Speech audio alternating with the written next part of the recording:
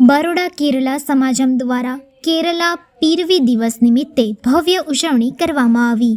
1 November સમગ્ર કેરલામાં કેરલા પીરવી દિવસ કેરલાનો જન્મદિવસ તરીકે ઉજવાયો। આ અવસરે બરોડા કેરલા સમાજમ દ્વારા મકરપુરા સ્થિત સમાજમ કોમ્યુનિટી હોલ ખાતે ભવ્ય કાર્યક્રમનું આયોજન કરવામાં આવ્યું।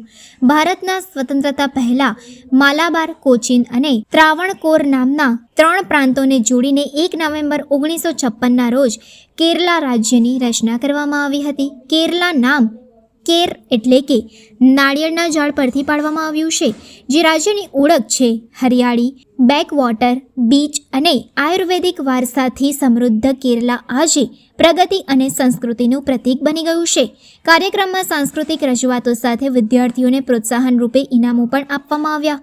રાજ્ય બોર્ડ અને CBSE બોર્ડની પરીક્ષામાં ધોરણ 10 અને 12માં શ્રેષ્ઠ ગુણ મેળવનાર વિદ્યાર્થીઓને રોકડ પુરસ્કાર અને એવોર્ડથી સન્માનિત કરવામાં આવ્યા હતા। ઉપરાંત વિવિધ ક્ષેત્રોમાં ઉત્કૃષ્ટ સિદ્ધિ હાંસલ કરનારાને પણ વિશેષ પુરસ્કાર આપવામાં આવ્યા હતા।